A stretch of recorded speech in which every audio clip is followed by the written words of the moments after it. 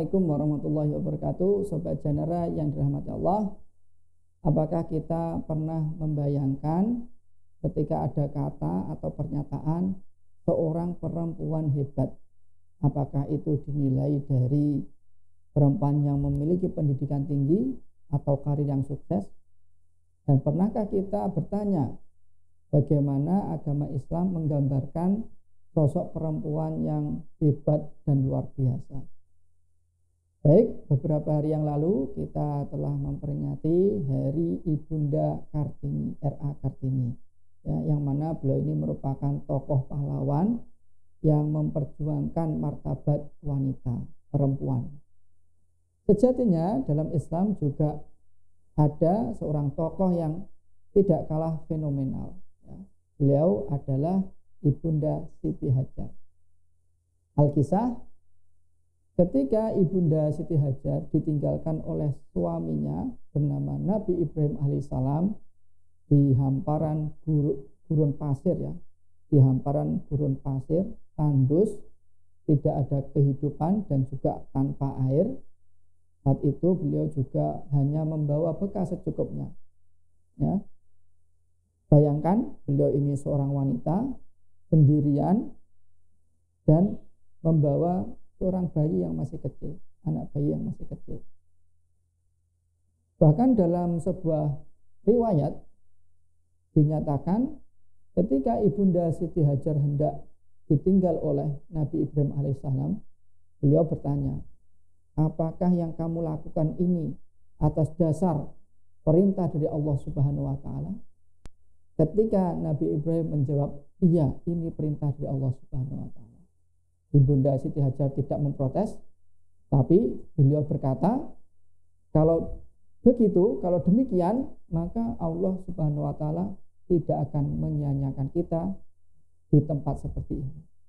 Sobat Janara yang dirahmati Allah, perlu digarisbawahi, ya, apa yang dinyatakan oleh Ibunda Siti Hajar, ya, yang dilakukan Ibunda Siti Hajar, ya, ini bukan sekedar sabar, tapi menunjukkan bahwa beliau ini memiliki iman yang sangat kuat dan kokoh. Meskipun Ibunda Siti Hajar ini benar-benar bertawakal pada Allah Subhanahu wa Ta'ala, yakin, percaya sepenuhnya kepada Allah Subhanahu wa Ta'ala, kemudian beliau leha-leha, tenang saja, hanya menunggu mukjizat, tidak seperti itu. Ini ditunjukkan dengan sebuah peristiwa, ya, ketika bekal sudah habis dan Nabi Ismail yang masih kecil menangis karena kehausan, Ibunda Siti Hajar ini dengan bergegas mencari air. Ketika itu beliau berikhtiar, ya, mencari air ke sana kemari, melihat seakan-akan di Bukit Sofa ini ada air. Beliau menuju ke Bukit Sofa, ternyata tidak ada air. Kemudian melihat di area yang lain. Kemudian beliau melihat di Gunung Marwah, seakan-akan ada air. Beliau menuju ke Bukit Marwah, ternyata tidak ada air. Begitu seterusnya sampai 7 kali perjalanan dan tidak mendapatkan air. Kemudian Allah Subhanahu wa Ta'ala memberikan pertolongannya kemudian Allah Subhanahu wa Ta'ala memberikan pertolongan dengan memancarkan air di dekat bayi Nabi Ismail alaihissalam, ya, di dekat Nabi Ismail alaihissalam yang masih kecil. Kemudian pancaran air itu menjadi sumber yang tidak pernah terputus hingga saat ini, yang terkenal dengan nama sumur air Zam-Zam. Apa pelajaran hikmah yang bisa kita ambil? Bahwasanya tawakal itu tidak hanya pasrah begitu saja, tapi harus dibarengi dengan ikhtiar, berusaha semaksimal mungkin, ya, seperti yang dicontohkan oleh Ibunda Siti Hajar. Akan tetapi hati kita harus senantiasa bersandar kepada Allah Subhanahu wa Ta'ala.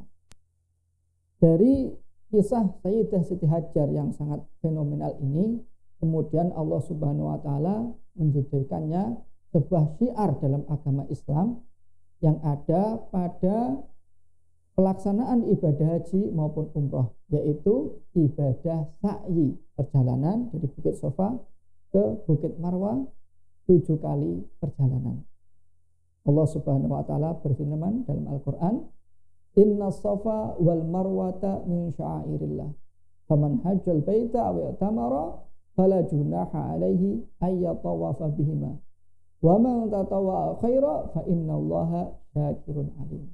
Sobat Jannara yang dirahmati Allah, kalau RA Kartini memperjuangkan perempuan dengan tulisan dan pemikirannya, maka Ibunda Siti Hajar mengajarkan arti sebuah keimanan yang kuat, tawakal, dan ketangguhan mental. Baik, sekian. Semoga ini bermanfaat. Hadanallahu wa iyyakum. Wassalamualaikum warahmatullahi wabarakatuh.